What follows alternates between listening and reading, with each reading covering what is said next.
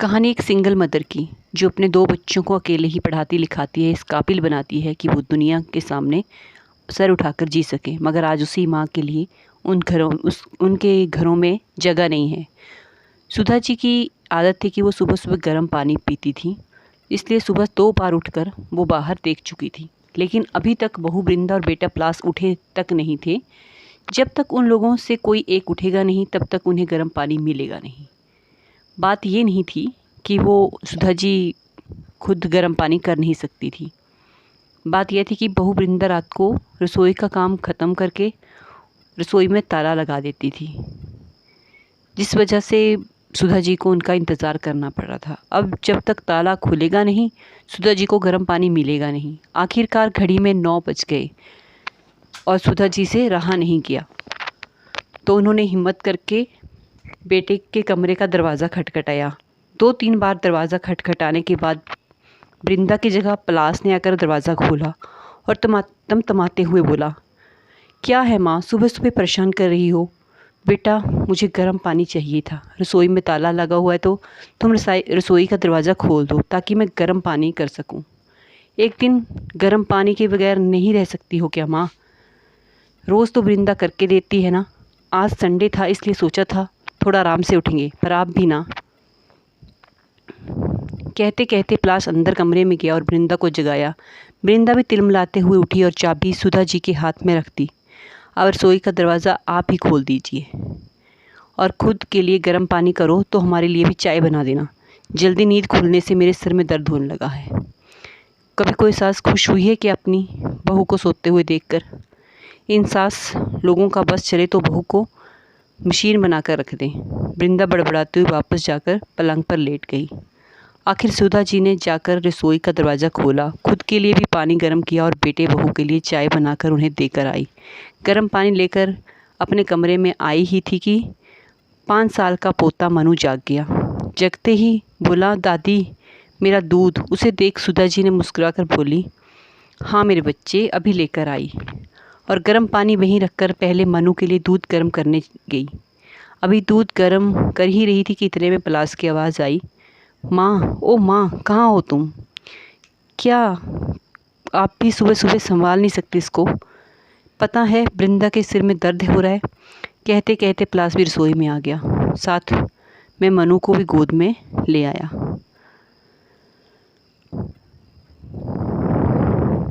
उसे देखते ही सुधा जी बोली, बेटा मैं तो दूध गर्म करने ही आई थी, मुझे नहीं पता ये कब तुम्हारे कमरे में चला गया। तो ध्यान रखना चाहिए था ना आपको, बस काम का बहाना चाहिए। मानता हूँ आप सास हो, पर बहू को भी तो इंसान समझो। वही है जो आपकी जिम्मेदारी निभा रही है। नहीं तो छोटे बहू बेटे ने तो आपको रखने से भी मना कर दिया था। मनु को सुधा जी के पास छोड़कर पलाश वापस अपने कमरे में चला गया। सुधा जी देखती ही रह गई। आंखों में आंसू आ गए। मन ही मन सोचने लगी कि मैं कुछ न करने के पर भी बदनाम हो रही हूँ। ऐसी कौन सी जिम्मेदारी उठा ली इन लोगों ने मेरी, जो इतना सुना जाते हैं। ऐसा सोचकर अपने आंसू पहुँचे और मनु और उसके दूध को लेकर कमरे में आ गई। नाश्ते के समय पलाश ने वृंदा से कहा, तुम्हारी तबीयत ठीक नहीं है तो मैं माँ से कहकर नाश्ता बनवा लेता हूँ ताकि तुम आराम कर सको। वृंदा बोली, रहने दो, उनसे कुछ मत कहना, मैं नाश्ता खुद ही बना लूँगी। अरे पर तुम्हारी तबीयत ठीक नहीं है। नहीं नहीं, मैं खुद ही नाश्ता बना लूँगी। उनका क्या भरोसा, कौन सा सामान उठाकर अपने दूसरे बहू बेटे को दे आए। अक्सर रसोई से सामान कम होता रहता है। मुझे तो पूरा यकीन है माँ जी ही सामान की हेराफेरी करती हैं और अपने उन बेटे बहू को देकर आती हैं और जाकर रसोई में खाना बनाने लग पड़ी। वृंदा को रसोई में नाश्ता तैयार करते देखकर पलाश गुस्से में आकर सुधा जी से बोला, देख लो, ये सब आपके कारण है। उसकी तबीयत खराब है पर फिर भी नाश्ता तैयार करने लग गई। आपकी इन्हीं हरकतों के कारण परेशान हो चुके हैं हम। पता नहीं भगवान भी हमें कब चैन से जीने देंगे। सुधा जी उसकी बात सुनकर हैरान रह गई। बातें सुनकर अपने कमरे में चुपचाप शांतिपूर्वक बैठ गई। आंखों से झरझर आंसू बहे जा रहे हैं। क्या इसी दिन के लिए इन बेटों को जन्म दिया था?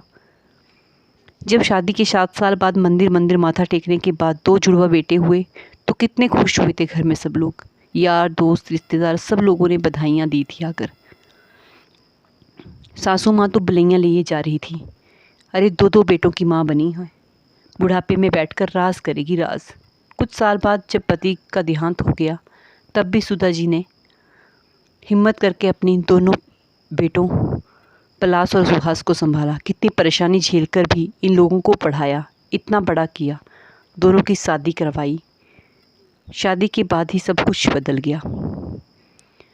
दोनों बहुओं की आपस में नहीं बनी, इस कारण बेटों में भी झगड़े होने लगे। आखिरकार दोनों बेटे अलग हो गए। सुधा जी के पति ने 2 मंजिला मकान बनवाया था, उसी की ऊपरी मंजिल पर सुहास अपनी पत्नी के साथ रहने लगा और नीचे वाले फ्लोर पर पलाश अपनी पत्नी और सुधा जी के साथ रहने लगा। सुधा जी को रखने के लिए भी दोनों बेटों में काफ़ी बहस हुई। सुहास ने तो साफ मना कर दिया था कि वो माँ को पास अपने साथ नहीं रखेगा, तो पलाश को ही माँ को अपने साथ रखना पड़ा था।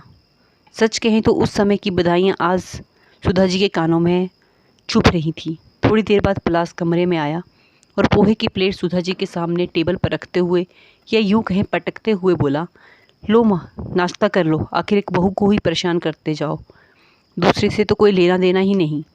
सुधा जी को पलाश की बात बहुत बुरी लग रही थी।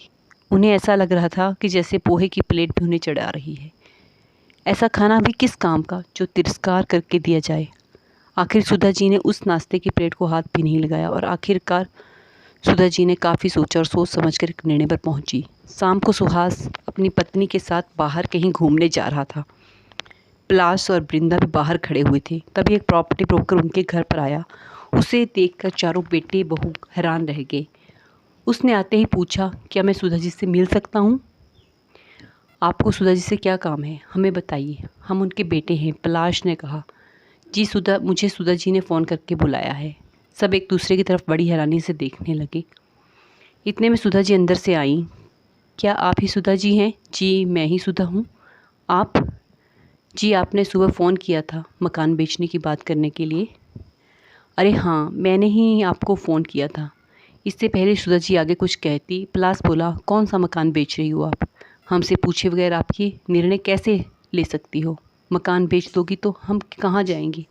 सुहास ने भी कहा, कभी मेरे बारे में सोचा था कि मैं कहाँ रहूँगी, कैसे रहूँगी, कहाँ जाऊँगी? सुनाने में तो तुम लोग कोई कसर नहीं छोड़ते हो। मकान तो मेरे पति का बनाया हुआ है, मेरे नाम पर है, फिर किस हक से मकान में हिस्सा मांग रहे हो तुम? पर माँ जी समस्या क्या है? मकान को बेच दोगी तो आप उन पैसों का करोगी क्या? वृंदा ने कहा, सोच रही हूँ वापस गांव चली जाऊँ, जहाँ से ज़िंदगी की शुरुआत की थी, वहीं जाकर अपनी ज़िंदगी का अंतिम दिन देखूँ। इसलिए मैं मकान बेचकर गांव में ज़मीन खरीद रही हूँ और वहीं रहूँगी। फिर हम लोगों का क्या? छोटी बहू ने कहा, मुझे नहीं पता, तुम लोगों के तो हाथ पैर चलते हैं और उससे भी तेज़ जबान चलती है। अपने आप कमाओ और प्रॉपर्टी बनाओ, बाकी मुझे नहीं पता। माँ तुम इतनी स्वार्थी कैसे हो सकती हो? पलाश और सुहास दोनों एक साथ बोल उठे। माँ को महानता का चोला मत पहनाओ। अगर बेटे स्वार्थी हो सकते हैं तो माँ भी स्वार्थी हो सकती है, और तुम जैसे बेटे हो तो माँ को ऐसा ही होना चाहिए। मैं यह मकान बेच रही हूँ और यह मेरा अंतिम निर्णय है, अब ये बदल नहीं सकता। तुम लोग अपना बंदोबस्त देख लो, कहकर सुधा जी ने उस ब्रोकर को मकान दिखाने ले गई। 1 महीने बाद वो मकान बिक गया। सुधा जी गांव में एक मकान लेकर वहीं रहने लगी। फ्री टाइम वहाँ बच्चों को पढ़ाती थी और गांव के शांत वातावरण में अपनी ज़िंदगी जीती थी। ऐसी ही स्टोरीज़ के लिए मेरे चैनल को लाइक सब्सक्राइब कीजिए। ऐसी ही बहुत सी सुधा जी बहुत से घरों में रहती हैं, उन्हें ज़रूरत है अपने आत्म स्वाभिमान के लिए कुछ ठोस निर्णय लेने की। और मेरी स्टोरी से अगर आपको कुछ भी सीखने को, कुछ भी अच्छा मिलता है देखने को, तो प्लीज़ चैनल को सब्सक्राइब ज़रूर करें। धन्यवाद।